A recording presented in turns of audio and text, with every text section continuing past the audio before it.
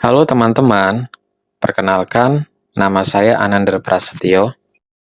Kali ini saya akan coba memaparkan sebuah poster yang berkaitan tentang pembelajaran kita pada mata kuliah perilaku organisasi. Jadi, kali ini saya akan membahas topik yang sering kita hadapi tapi kadang diabaikan, yaitu konflik di tempat kerja.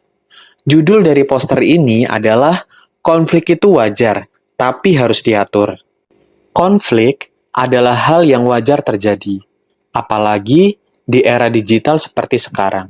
Tapi, penting untuk kita pahami bahwa konflik perlu dikelola agar tidak mengganggu produktivitas dan suasana kerja. Mengapa konflik terjadi?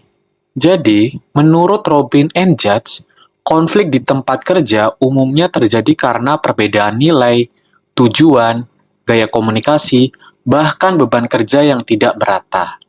Di era digital, tantangan ini makin kompleks karena komunikasi virtual yang rentan menimbulkan miskomunikasi.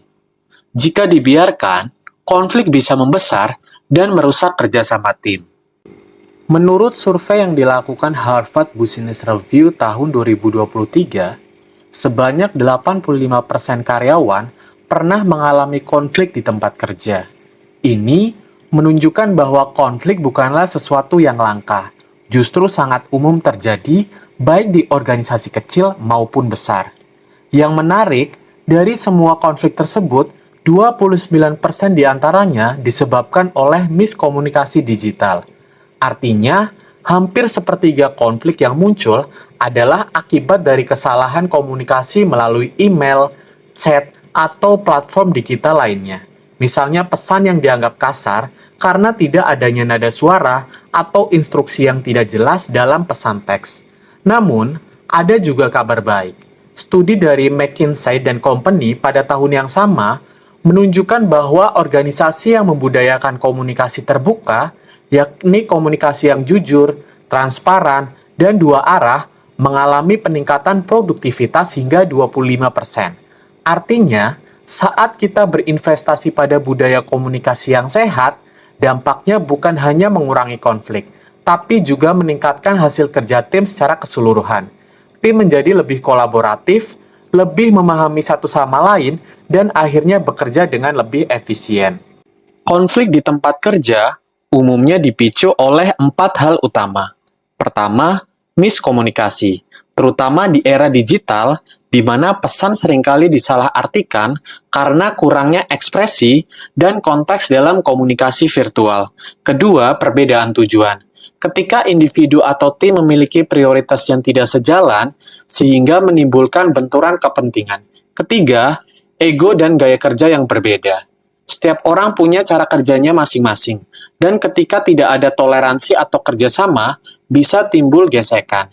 Yang terakhir yaitu beban kerja yang tidak merata. Sering menimbulkan rasa ketidakadilan, terutama jika ada anggota tim yang merasa tugasnya jauh lebih berat. Dengan memahami penyebab-penyebab ini, kita bisa lebih mudah mencari solusi dan mencegah konflik menjadi lebih besar. Menangani konflik membutuhkan pendekatan yang sistematis agar tidak membesar dan justru menjadi peluang perbaikan. Langkah pertama dimulai saat konflik muncul. Kita perlu menyadari dan mengakui adanya masalah. Setelah itu, penting untuk mengidentifikasi akar penyebab konflik secara objektif. Langkah berikutnya adalah melakukan diskusi terbuka, di mana semua pihak bisa menyampaikan pandangannya dengan jujur dan saling mendengarkan.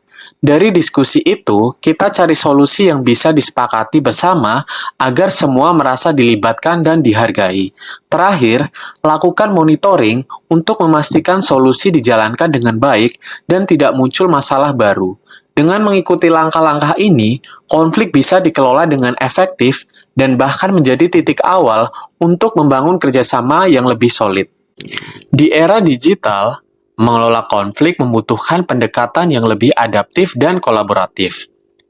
Langkah pertama adalah membangun komunikasi terbuka, yaitu mendorong dialog yang jujur, aktif, dan saling menghargai antar anggota tim.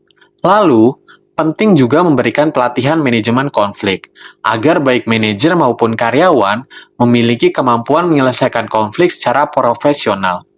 Kita juga bisa memanfaatkan teknologi kolaboratif seperti Slack atau Microsoft Teams untuk mempermudah koordinasi dan mengurangi miskomunikasi. Selain itu, peran mediasi internal sangat penting. HR dapat menjadi mediator netral dalam menyelesaikan konflik secara adil.